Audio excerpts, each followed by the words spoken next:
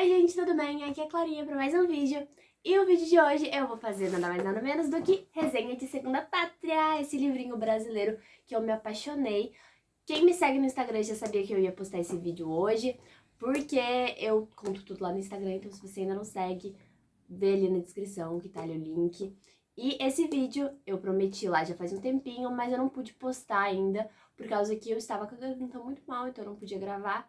E agora que eu estou um pouquinho melhor, aqui estamos para falar sobre esse livro que eu li quando eu tava doentinha, e ele é perfeito, então, sem mais delongas, antes de tudo, na verdade, se inscreve no canal e deixa o like, porque eu já tava esquecendo. E agora, sem mais delongas, roda a vinheta.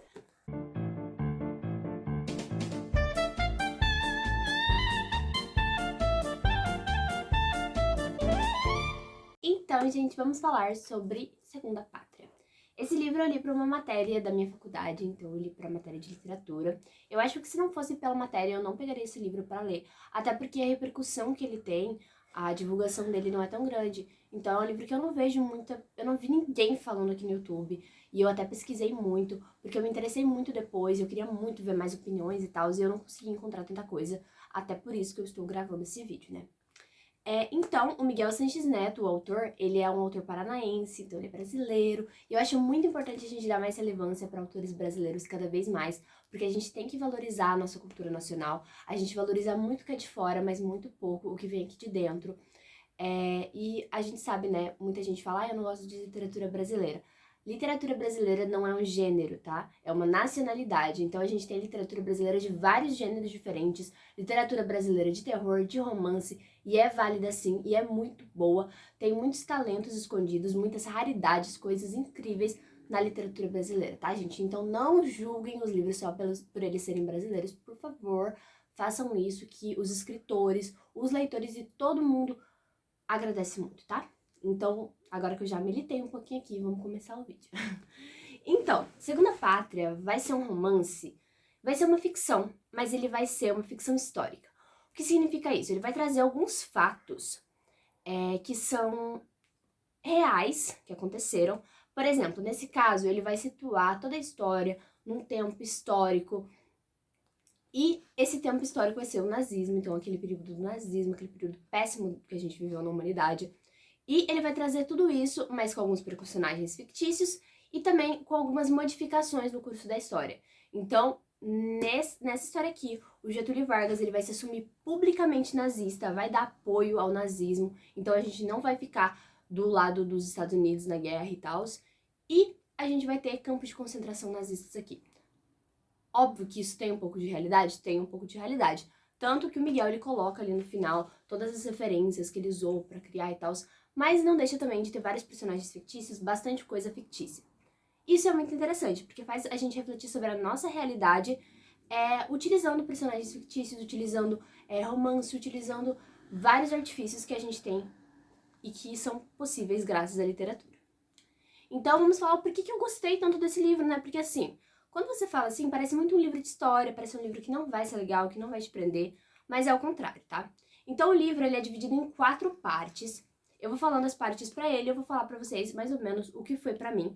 E podem ficar tranquilos que eu vou tentar não dar spoilers aqui, porque obviamente o intuito é fazer com que vocês queiram ler e não tirar toda a graça do livro. Embora nem spoilers nem sempre tiram toda a graça do livro, mas eu vou tentar trazer sem spoilers aqui, tá bom? Então a primeira parte é uma parte que talvez seja um pouco mais demorada, é uma parte que talvez às vezes seja um pouco cansativa, até porque você tá conhecendo a história agora, e às vezes você não se enturmou com nenhum personagem ainda, você não se conectou, e talvez não flua tão bem.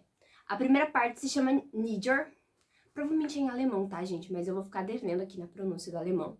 Então a primeira parte é Niger, e ela vai ser narrada por vários personagens. Na verdade vai ser narrada em terceira pessoa, mas vai falar sobre vários personagens. Então o primeiro capítulo vai ser sobre um personagem, o segundo vai ser sobre outro já. Só que nessa primeira parte a gente vai focar principalmente no desenvolvimento do Adolfo Ventura, que é um dos nossos protagonistas. E ele também pode ser chamado de Trajanos, porque ele tem 2 nomes, mas ele vai explicar isso no livro e tal. E ele é nada mais, nada menos do que um negro, né? Um negro dentro do Brasil, num Brasil nazista, num Brasil que apoiava muito a Alemanha e que tinha essa hipervalorização da descendência alemã, principalmente aqui no Sul. Então eu sou sulista, eu nasci e morei aqui no Paraná, assim como o Miguel, né, o escritor desse livro, E a gente sabe que aqui no Sul, às vezes ainda tem esse negócio de um preconceito muito grande, um racismo muito grande. Não é à toa que nós somos a região que mais votou no inominável. E aí, é óbvio que toda essa construção colabora para que o Sul seja o nosso foco nesse livro. Então, para que o Sul seja o protagonista desse livro, de certa forma, né? Então, a história se passa em Blumenau, e tem todo esse apreço pela tendência alemã e pela branquitude, né? Pela branquitude, pelos olhos azuis, por toda essa questão da raça ariana que a gente já tá cansado de saber. A segunda parte, a gente vai ter a personagem que eu amei. A segunda parte se chama Wolfslust. Eu pesquisei na tradução e é desfiladeiro de lobos, pode ser uma possível tradução. Só que ele juntou as duas palavras, né? Então, eu acho que é isso, eu não consegui achar direito, mas eu acho que é isso aí. E essa parte vai apresentar pra gente a personagem Herta, que foi a minha personagem favorita. E foi a partir do momento em que ela entrou no livro, que o livro começou a andar muito, a fluir muito comigo. Então foi uma leitura super rápida a partir daí. E a Herta, ela vai ser uma personagem muito real, então ela vai ter muitos defeitos, ela vai ter desejos. Ela vai ser uma personagem que, assim, é difícil você entender que ela não existiu de fato. E eu gostei muito dela, me conectei muito com ela de cara, assim. E você vai ver que ela já tá numa situação ali bem complicada. Ela vai sofrer muito ao longo do livro também. Mas enfim, é uma personagem que me cativou muito. Apesar dela ter muitos defeitos, muitos defeitos. Eu acho que ela é uma mulher muito corajosa. E ela fala tudo que ela pensa, ela é muito sincera. E isso me chocava um pouco também. E o fato que ele coloca uma mulher com muitos desejos. Então a Herta é uma personagem mulher que tem desejos sexuais explícitos no livro. E eu gosto disso, sabe? Porque a gente mostra que nós mulheres não estamos ali só pra servir ou pra ser submissa. E nós temos sim desejos, nós temos um protagonismo. E eu gostei da maneira como ele colocou esse protagonismo da Herta. Eu gostei bastante. A terceira parte a gente já começa a se desenvolver para um clímax. A terceira parte se chama A Teoria do Lobo. Toda parte tem, tipo, a data, então, o ano em que se passaria essa parte, né? E aí, a Teoria do Lobo, 1941. E também tem toda uma reflexão, né? Eu não sei se isso é spoiler ou não. Tá, mas eu vou deixar uma coisa bem jogada, assim, pra não ser spoiler, ou pelo menos não um spoiler contextualizado. A gente vai ter nesse livro personagens históricos reais. E eu amei isso. Eu amei, eu não tenho como explicar o quanto eu gostei disso. Então, vai aparecer Getúlio Vargas, vai aparecer Hitler, vai aparecer Oswaldo Aranha, então vão aparecer muitos personagens históricos que realmente existiram e, obviamente, com algumas falas fictícias, com interações fictícias com os nossos personagens.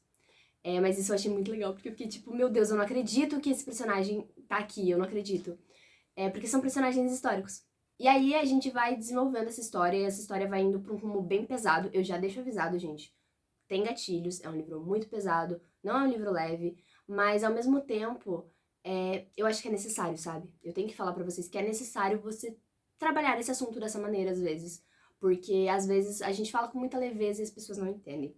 A gente fala com muita leveza e a gente tá tendo um governo que muitas vezes é, sim, totalitário. Um governo que diz que não quer o STF, né? Então a gente tá sempre, às vezes, caminhando e voltando para governos totalitários. A gente tá sempre vendo nos noticiários notícias de preconceito, de racismo, até hoje. Então, sim, são temas que precisam ser tratados e, sim, às vezes tem que ser tratados de forma direta para que a gente aprenda a não repetir os erros do passado.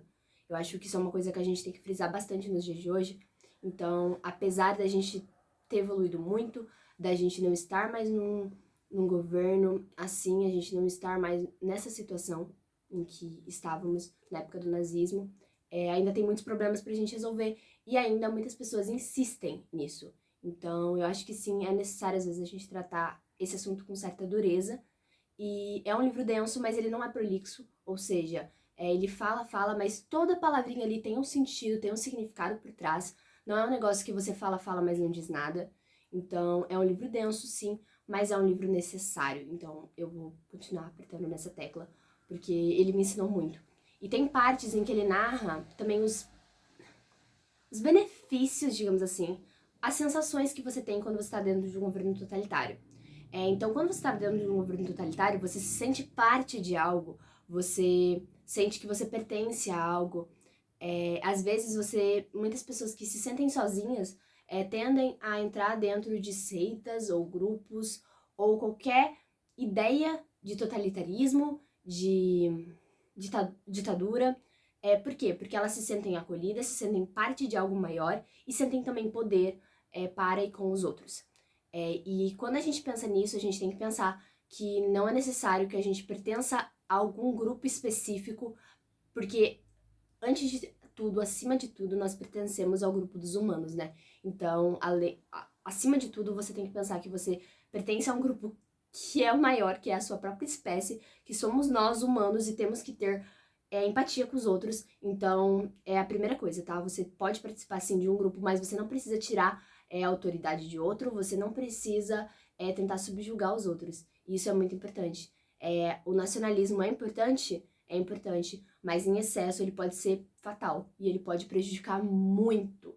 Então a gente tem que sempre cuidar muito com isso, e eu acho legal a maneira como o Miguel ele traz isso no livro, porque faz você refletir bastante. Faz você parar pra pensar, nossa, como será que eu seria num governo assim? Como será que eu me posicionaria? Olha o que essas pessoas estão falando, quais são os argumentos que eles estão usando para defender essa crueldade. Então, é importante, sim, você ler sobre isso, falar sobre isso. E aí, a última parte do livro, então, se chama Canibalém, que a tradução seria os canibais, né? Então, todas as partes têm esse nome em alemão. E aí, essa última parte é a parte em que a gente tem o final. E assim, agora eu vou tentar falar sem spoilers, como eu falei, né? Mas eu não sei se eu gostei do final. Eu entendi o último capítulo, eu entendi completamente a ideia do último capítulo, mas sabe aquela sua veia leitora? Tipo, você entende o conceito que o autor quer passar, mas não necessariamente você gostaria que fosse assim, porque você se apegou aos personagens e você queria um fim pra eles. Então nem todos os personagens pra mim tiveram um fim que eu queria.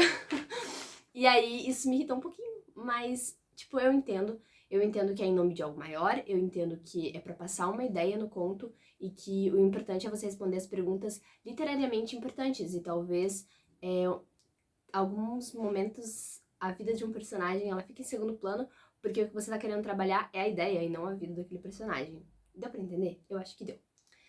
Mas basicamente é isso. Então, o final ele também é meio pesado. O livro todo é pesado, mas o final em específico é mais pesado ainda. É isso aí, eu acho que era isso basicamente que eu tinha pra falar sobre Segunda Pátria pra vocês hoje.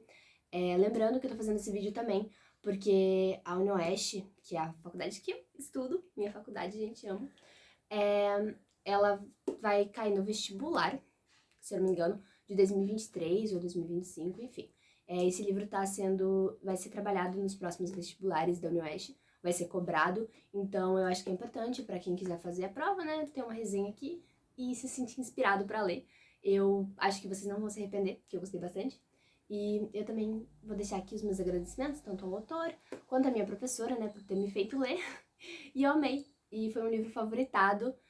Eu dei 5 estrelas pra ele, apesar de eu ter essas ressalvas, assim. Eu acho que no máximo eu daria 4,5 se eu fosse diminuir, porque eu gostei muito dele e eu favoritei com certeza. Eu achei muito importante, sabe? É um livro que eu li por obrigação, mas não foi aquela obrigação.